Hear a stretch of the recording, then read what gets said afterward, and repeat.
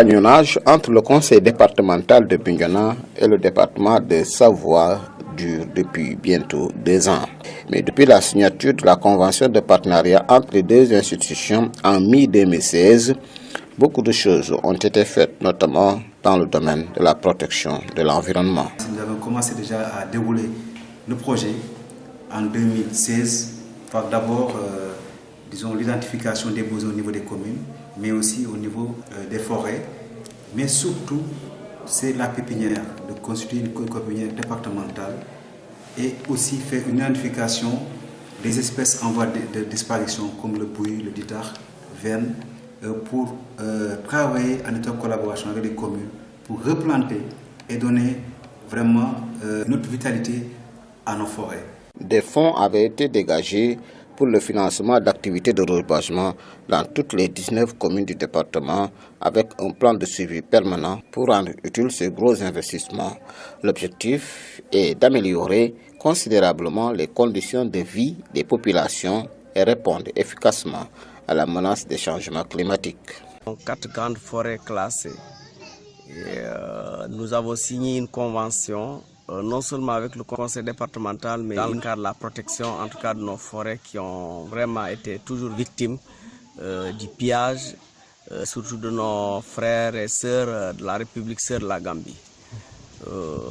Raison pour laquelle nous avons jugé nécessaire aussi de reboiser pour remplacer, si vous voulez, nos forêts qui sont vides. Comme c'est l'une des compétences transférées, nous ne pouvons pas laisser cette compétence souffrir. Donc c'est une nouvelle dynamique dans la commune de Oulampan qui prend appui sur une certaine reconversion des mentalités, une prise de conscience collective. On a réussi à mobiliser l'ensemble de la population, particulièrement les chefs des villages. On avait mobilisé les présidents des jeunes. Il s'agit aussi de donner au village de la frontière où hier l'accès était difficile. Et on avait choisi le rognier cette année, qui est l'arbre choisi par la commune de Oulampan pour reboiser. Et le nombre que nous avons retenu est calé par tout le monde et de 15 000 noix de rognier. Dans le programme de 2017, les deux parties ont retenu ensemble une feuille de route qui s'appuie sur des axes clés, à savoir la gouvernance, l'économie, le social, mais aussi l'environnement. La première grande perspective, c'est d'accompagner tous les comités communaux de gestion forestière à apprendre à bien gérer leur forêt, c'est-à-dire comment on fait des replantations, comment on fait des pare-feux, comment on apprend à laisser les arbres faire des régénérations naturelles. Donc ça, c'est vraiment de la formation, du renforcement de capacité au niveau des communes pour tous les comités communaux de gestion forestière. Ensuite, ça va être de continuer aussi des opérations de reboisement, des opérations à différents endroits du département pour réussir à vraiment sensibiliser les populations des communes sur l'importance de ne pas autant couper de bois que c'est le cas actuellement. Et puis on aimerait aussi voir comment cette action on peut l'élargir au département de Oussouye et de Ziguinchor, mais aussi essayer d'impliquer le territoire gambien pour réfléchir vraiment tous ensemble à l'avenir de la forêt en Casamance, parce qu'on est assez inquiet sur le phénomène de réchauffement climatique et sur la disparition de la forêt très très rapide depuis quelques années. Nous avons commencé déjà la deuxième phase, c'est la sensibilisation. On a travaillé avec les comités villageois, mais aussi les ONG pour une meilleure sensibilisation des jeunes et des femmes par rapport à cette problématique de la gestion de la forêt. Ce qui reste, vous avez raison, il reste maintenant la distribution des fourneaux améliorés. C'est pour permettre, mais là, la cible, ce sont les personnes vulnérables, pour les permettre aujourd'hui de ne plus se fatiguer et de ne pas utiliser aussi beaucoup de bois et de les donner gratuitement donc ces fourneaux améliorés. Ensuite, maintenant, la phase des biodigesteurs. Donc c'est pourquoi c'est un projet qui a déjà démarré depuis 2016 et ils nous ont permis de continuer jusqu'en juin 2017. Pour une meilleure gestion de nos forêts et une bonne conduite de ce programme, les acteurs doivent bénéficier de renforcement de capacité et la collaboration entre la Savoie et Bignona a été déterminante dans ce domaine.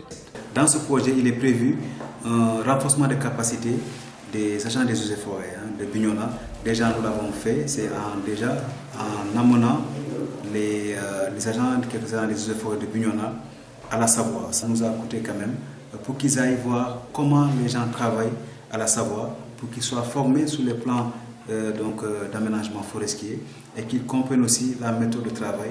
Une fois au retour, ils vont changer leurs collègues. Mais nous avons aussi amené des gens qui sont des exploitants forestiers.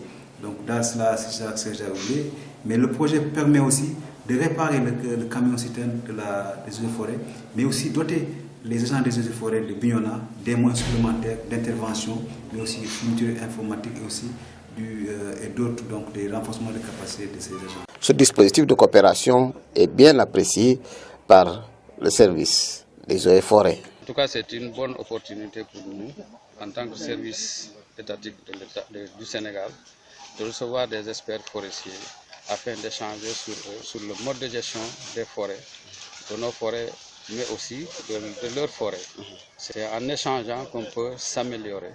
C'est vraiment, nous remercions vraiment le conseil départemental qui a eu cette initiative et je pense que ça va continuer dans le temps. Autre projet du conseil départemental de Bignona, c'est le recrutement de volontaires de l'environnement. Un projet qui a été mis en veilleuse mais pas encore abandonné parce que devant aider le service départemental à surveiller nos forêts. Nous avions le projet sur les volontaires de l'environnement, c'est-à-dire de prendre des jeunes qui ont entre 19 et 35 ans qui vont aider les agents des eaux et forêts qui sont en nombre insuffisant.